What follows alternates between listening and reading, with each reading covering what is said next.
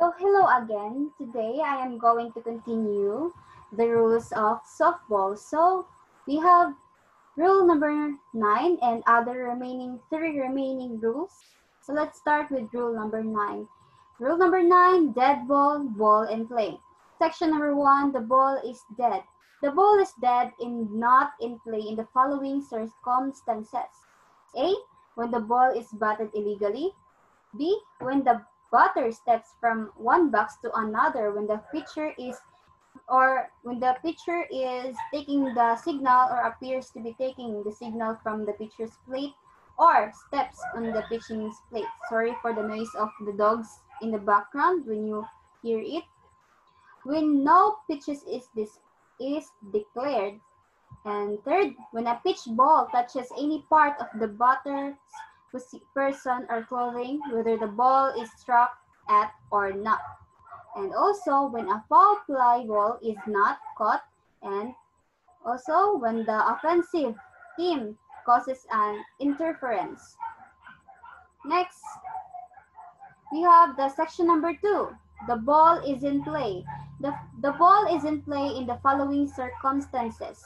A, at the start of the game in each half inning when the pitcher has the ball while standing in his pitching position and the plate umpire has called play ball.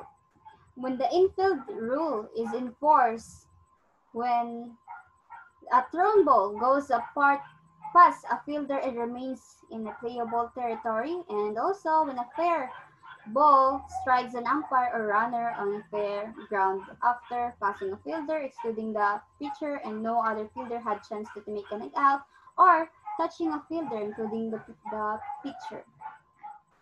Next, we have the section number 3, the delay dead ball. There are five situations when have a violation of the rule occurs.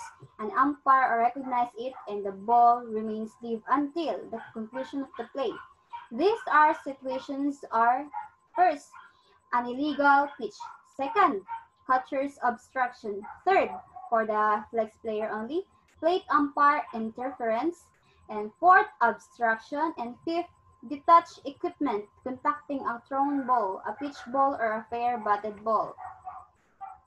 Next, we have rule number 10, the umpires. Section number 1 and duties. Again, excuse for the dog noises. The umpires are the representatives of the league or organization by which they have been assigned to a particular game, and as such are authorized and required to enforce each section of these rules. They have the power to order a player, coach, captain, or manager to do or omit to do any act which in their judgment is necessary to give force and effect to one or all these rules and to inflict penalties as in herein prescribed. The plate umpire shall have the authority to make decisions on any situations not specifically covered in the rules. Next, we have the section number 2, the plate umpire. The plate umpire shall take a position in back of the catcher. He shall have, as you can see, di ba, merong catcher, merong pitcher sa harapan. Ang harapan ng pitcher, catcher, ay hindi pala. Si catcher, din sa likod ng catcher, si umpire. So, shall call all balls and strikes. Siya ang sasabi ng call balls and strikes. And also, by agreement and cooperation with the base umpire, call plays, hit balls, fair or foul, legal or illegal caught balls on plays that would necessitate the base umpire leaving the infield. The plate umpire shall assume the duties normally required of the base umpire. Next, we have section number 3, the base umpire. A shall take such positions on the playing field as required in accordance with the relevant umpire systems. B shall assist the plate umpire in every way to enforce the rules of the game. Section number 4, responsibilities of a single umpire. If only one umpire is assigned, his duties and jurisdiction shall extend to all points. The umpire's starting position for each pitch shall be from behind the plate. On each batted ball or play that develops the that develops, the umpire shall move out from behind the plate and into the infield to obtain the best position for any play that develops. Section number 5. Change of umpires. Umpires cannot be changed during a game by consent of the opposing teams unless an umpire is incapacitated by injury or illness. So, pwedeng palitan kung may nangyari sa umpire, pero kung wala, bawal po siyang i-change during the game. So, section number 6, umpire's judgment. There shall be no appeal from any decision of any umpire on the grounds that he was not correct in his conclusion as to whether a batted ball was fair or foul, a runner safe or out, a pitch ball or a strike or ball, or any play involving accuracy of judgment. No decision rendered by any umpire shall be reversed except that he be convinced it is in violation of one of these rules. In case the manager, captain, or either team does seek a reversal of a decision, reversal of a decision based solely on a point of the rules, the umpire whose decision is in question shall, if in doubt, confer with his associate before taking any action. But under no circumstances shall any player or person other than the manager or the captain of either team have any illegal right to protest on any decision and seek its reveal on a claim that it is in conflict with the rules. Under no circumstances shall any umpire seek to reverse a decision made by his associates, nor shall any umpire criticize or interfere with the duties of his associates unless asked to do so by him. The umpires in consultations may rectify any situations in which the reversal of an umpire's decision or a delayed call by an umpire places a batter runner or runner in jeopardy or places the defensive team at advance. Next, we have the section number 7, signals. To indicate the play shall begin or resume, the umpire shall call a play ball and at the same time motion the pitcher to deliver the ball. A strike ball be indicated by raising the hand upward, indicating the number of strikes by fingers, and at the same time calling strike in a clear and decisive voice. To indicate a ball, no arm signal is used. To indicate the total count of balls in strike, the balls are called first. To indicate the foul, the umpire shall call foul ball and extend an arm horizontally away from the diamond according to the direction of the ball. To indicate a fair ball, the umpire shall extend an arm toward the center of the diamond using a pumping motion. To indicate a batter or runner out, the umpire shall raise the right hand upward above the right shoulder with the fist closed. To indicate the player is safe, the umpire shall extend both arms horizontally to the side of the body with palms towards the ground. Yeah. So to indicate the suspension of the play, the umpire shall call time. At the same time, extend both arms above the head. The umpire shall immediately acknowledge the suspension of with player action, similar action. To indicate a delayed ball, the umpire shall extend left arm horizontal with a fist close. So, to indicate the trap ball, the umpire shall extend both arms horizontally to the side of the body with palms towards the ground. So, to indicate a ground rule double, the umpire shall extend the right hand above the head and at the same time to indicate that with 2 fingers, which is awarded.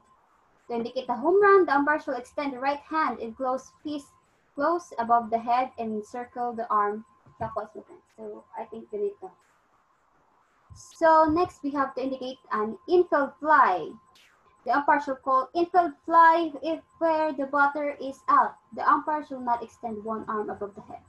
To indicate not to pitch, The umpire should raise one hand with palm facing pitcher. No pitch shall be declared if the pitcher pitches while the umpire has his hand in said position. Section number 8, suspension of play. An umpire may suspended play when in his judgment conditions justify such action. Play shall be suspended whenever the plate umpire leaves his position to brush the plate or to perform other duties not directly connected with the calling of plays. The umpire shall not call time after pitchers have started the wind-up. The umpire shall not call time while any play is in progress. Next, we have the rule number 11, protests. Section number 1, protests that will not be received.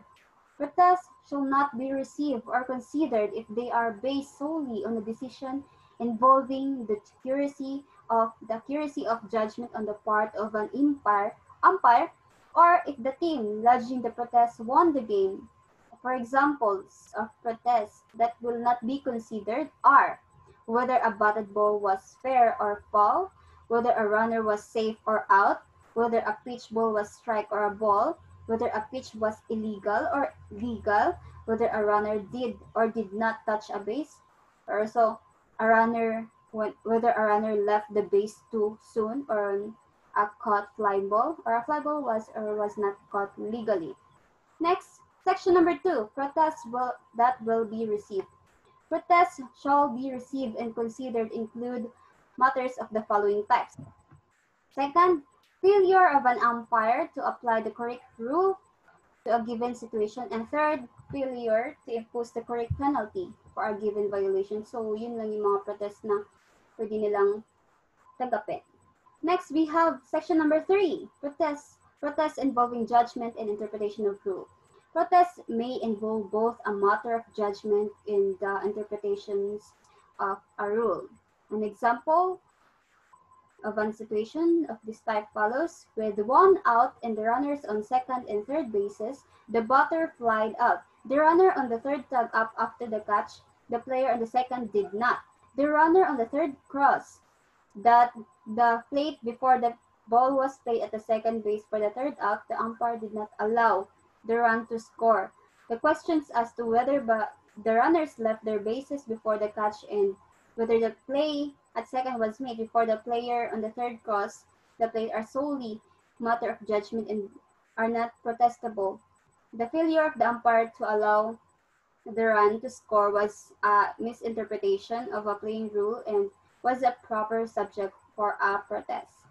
So, section number 4, notification of an intent to lodge protest. The notification of an intent protest must be made immediately before the next pitch. Next, we have section number 5, the time to lodge an official protest. The official written protest must be filed within a reasonable time.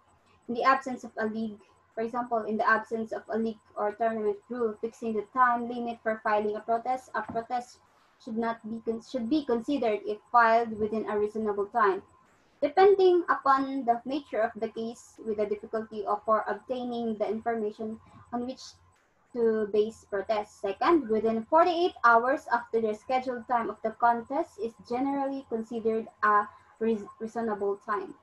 Next, we have section number 6, information required for written protest. The formal written protest should contain the following information. First, the date, time, place of the game. Second, the names of the umpires and scorers. Third, the rule on section of the official rules or local rules under which the protest is made. Fourth, the decision and conditions surrounding the making of the decisions. And lastly, all essential facts involved in the matter protested. So those are informations that are required for written protest. Next, the section number 7, result of protest. The decision made on a protested game must result on one of the following. First, the protest is found invalid and the game score stands up as played. When a protest is allowed for interpretation of a playing rule, the game is replayed from the point at which the incorrect decisions was made with the decision corrected. Next, we have when a protest for ineligibility of a team roster member is allowed, the game shall be forfeited by the offending team. Last rule, the rule number 12, scoring. Section number 1, the official scorer. Now, A shall keep records of each game as outlined in the following rules. B shall have the sole authority to make all decisions involving judgment. For example, it is the scorer's responsibility to determine whether a batter's advance to first base is the result of the hit of an error. However, a scorer shall not make a decision which conflicts with the official playing rules or with an umpire. So that's the job of the official scorer. Next, we have the box score. Each player's name and the position or positions to be played shall be listed in order in which he batted or would have batted, unless the player is legally substituted, ejected, or removed from the game, or the game ends before his turn bat.